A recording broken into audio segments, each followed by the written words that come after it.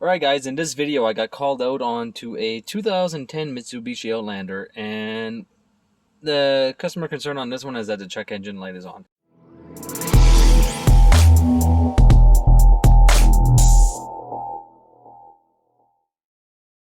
Now, the check engine light is not on, as far as I know. Apparently the client decided to have the codes erased, which might make my diagnosis a little bit harder, but we'll see. So, the first thing we're going to do, of course, is take and we're going to auto VIN the vehicle, and we're going to scan for codes onto all systems. The TPMS light is onto this vehicle, but there's no complaint about that, so we're going to go basically with checking for a check engine somewhere. I have no idea what that is. We'll pick that one. We'll go diagnosis, we'll go auto scan, and we'll see if there's any codes that come up.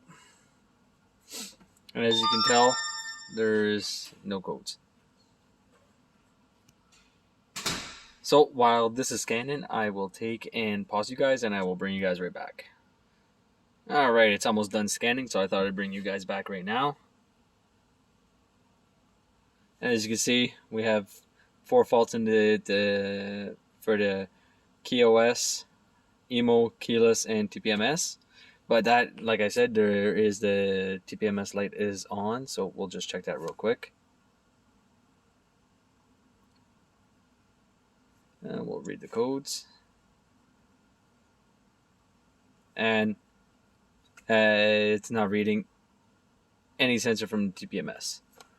So that's not going to help us out at all. So basically there's no codes into the system. And even if I click, does my key on?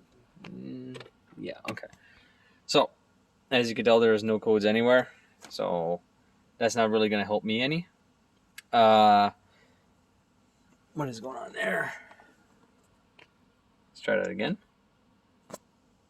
No fault codes detected. So when you fall into a situation like this, there's always the general OBD2 that you can go look at. So when you fall into a situation where the client comes in and he takes and he erases his codes and asks you to check for a check engine, sometimes you might not be able to see it through going with a auto scan of the vehicle. But if you go into a general OBD2, sometimes you might be able to see something. So what we're going to do is scan in a general EOBD and see if there's anything that comes up.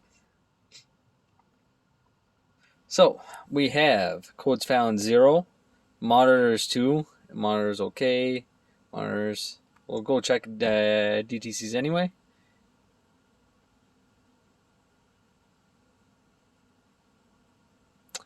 And here we have p0455, and one is pending and one is permanent.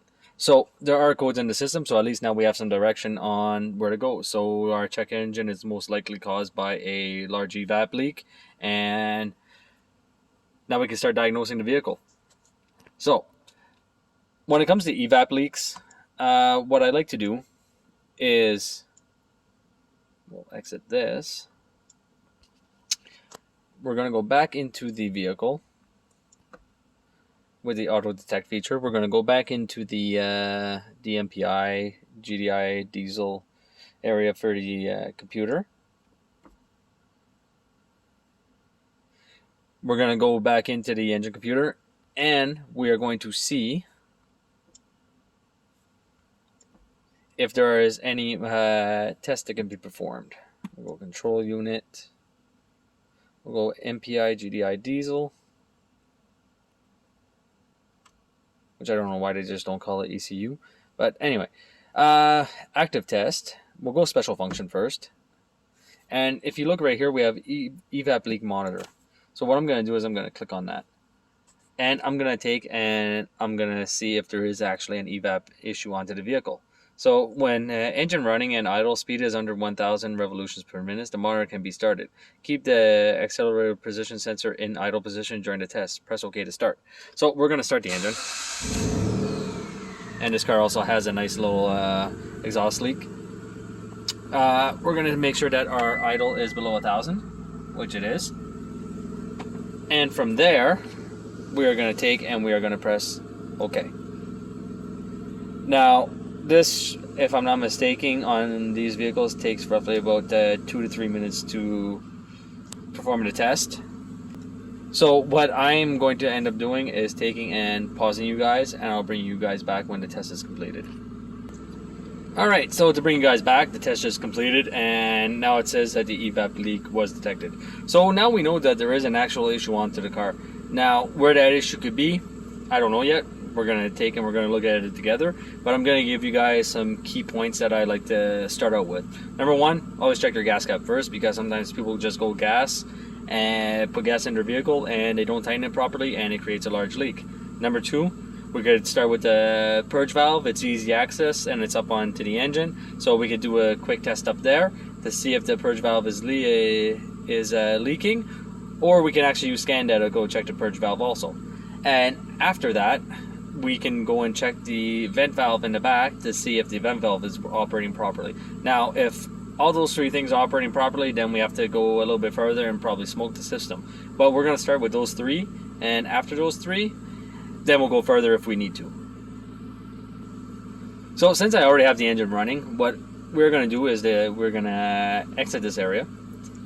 We're going to go into live data, and what we're going to look at is our fuel tank pressure sensor voltage.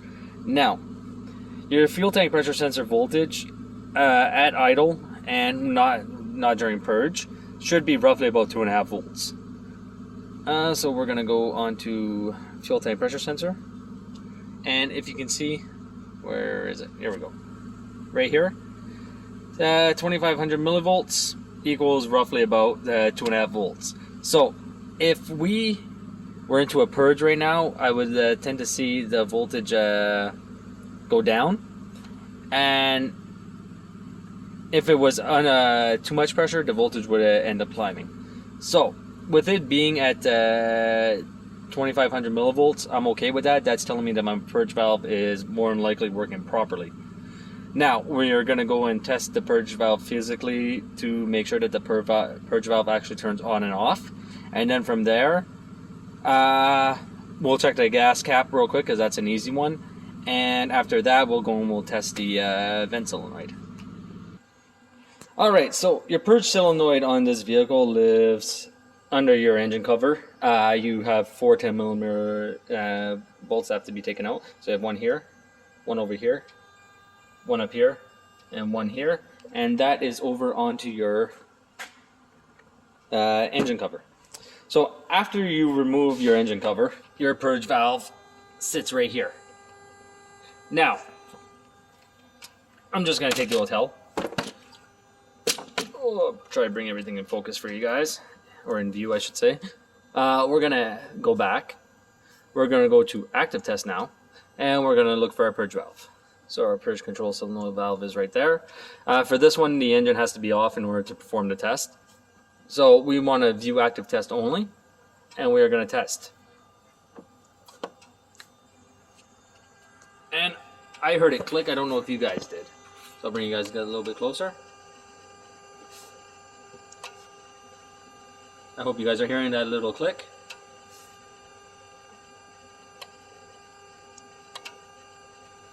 So, as you can tell, the purge valve is working properly.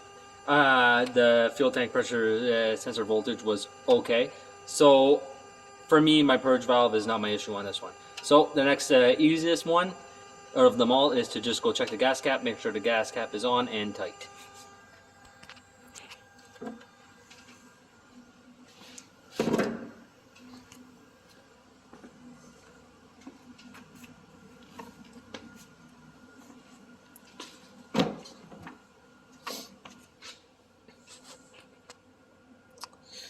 Oh, where is it? Here we go. So, pull up this lever. It opens up. And I don't know about you guys, but that looks fairly new for a 2010. So I think that somebody was already working on this and couldn't find the issue. But you wanna know what? So gas cap is on tight, so that's not the issue. So next one that we are gonna go test is the vent valve, and I'm gonna lift the vehicle up and I'll bring you guys back as soon as I have the vehicle lifted. Alright, so your purge valve on this one lives on the canister.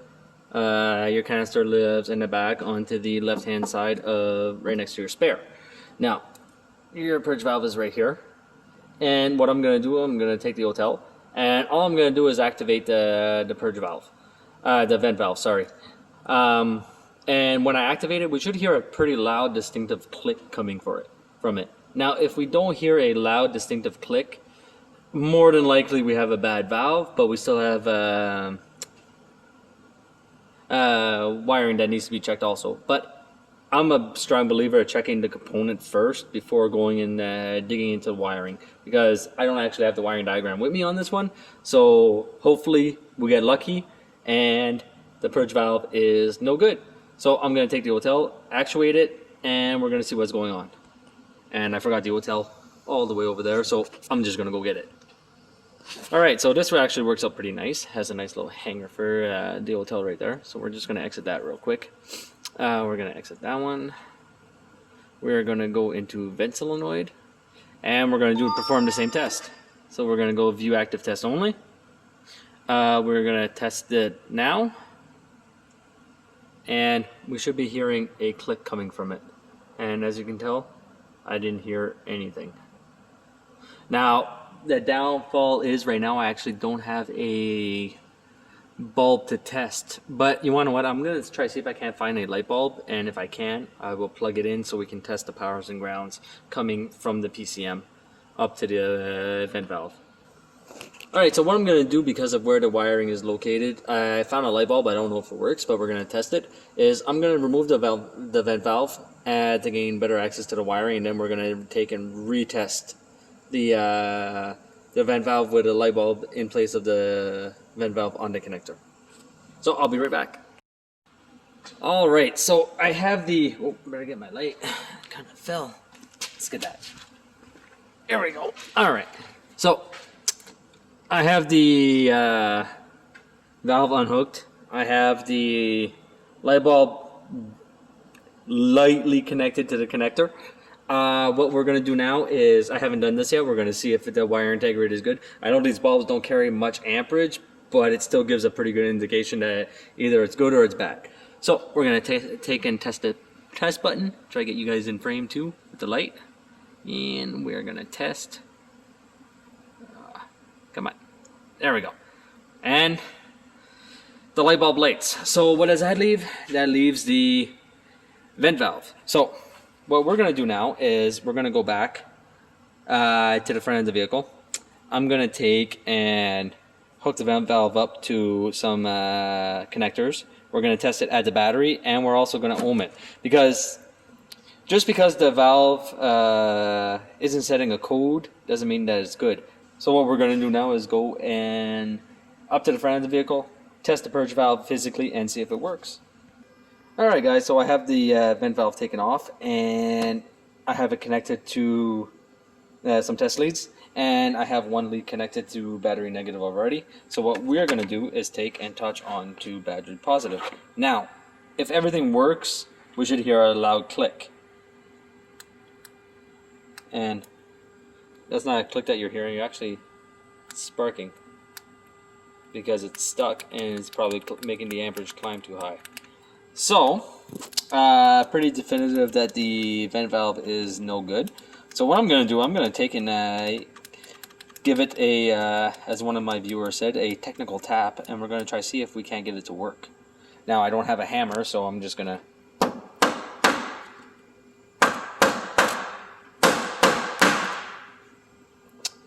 And it looks like if it actually moved on the inside. That could just be my imagination. Let's give it some light. There we go. Nope, did not move at all. So, pretty definitive, going to end up needing a purge valve. So what is going to end up happening, I'm going to have to get a purge valve on order. When it comes in, I will replace it. This car also has a suspension noise, which is coming from both our tie rods, and also a huge exhaust leak that needs to be repaired. But I don't know if I'm going to be getting to those. Somebody else might do that, and I'm just going to be doing the diagnostic onto the vehicle.